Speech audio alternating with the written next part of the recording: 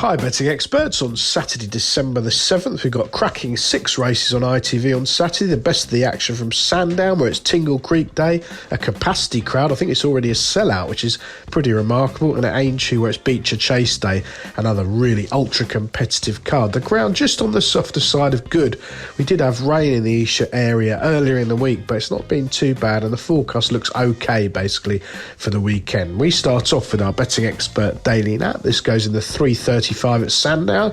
It's the 3 mile 4 furlong handicap chase, the London National as it's known, and I like the claims here of Certainly Red at around about 8-1 for Lydia Richards. Now, she has not got many horses, and Certainly Red is a brilliant advert for her. 4 wins from 17 starts over fences. Got a terrific record at this track, and he returned to his best form when winning over 3 miles here last time out. If you watch that run back, I thought he did well to win. He made a couple of uncharacteristic mistakes, but found plenty up the hill in a muddling small field. He's basically a very bold jumper who stays this trip well, and I think that's going to be a big plus in this race. Mark Goldstein knows him really well. I'm sure he's going to be very positive. Hopefully, Certainly Red might make all the running here.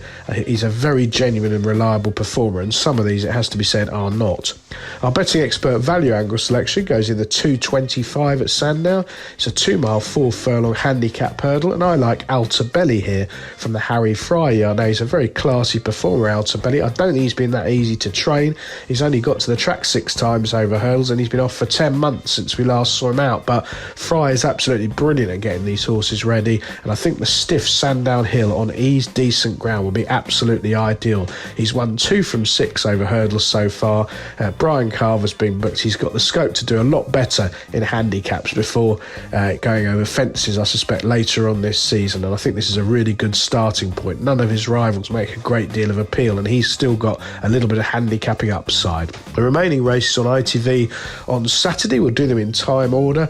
Starting at Aintree, the 1:32, a 2 mile 4 handicap chase. Well, Richmond Lake, I thought, shaped really nicely here on his seasonal appearance last month, and he's entitled to strip a little bit fitter for that run, with the McCain yard finally showing signs of life. He's had 3 winners in the last 14 days, Dom. It has to be said, they usually dominate things in the north, but he's been very quiet for the last few months, but hopefully Richmond Lake can kickstart things a bit. He's got a good career record. He's won 4 of his 11 starts over fences so far, including over this course and distance on really testing ground last season, so any rain that falls certainly be in his favour. Hughes booked. He must go well with a clean round of jumping.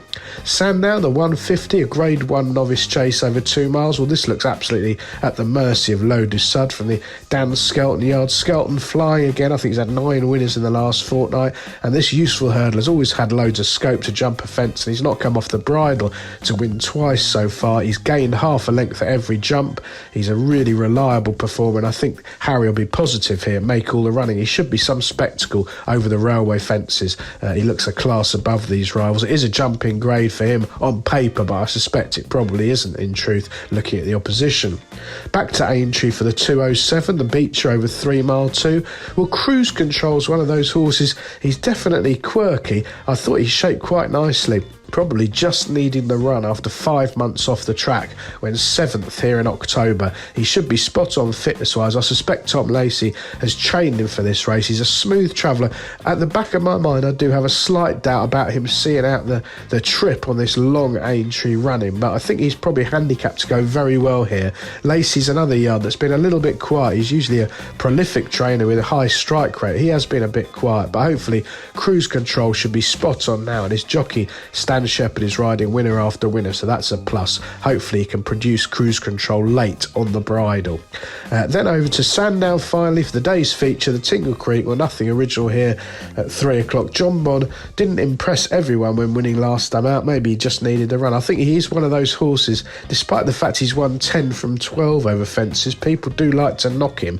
He has got something of the night about him. I don't think he always does all that much in front, and that was certainly the case at Cheltenham last month when he landed the odds with a minimum of fuss. He's beaten all of these rivals before. He's got plenty in hand on the ratings. Perhaps the move is to back him to win by under a certain amount of lengths, maybe under 5 lengths, because he doesn't seem to do much in front.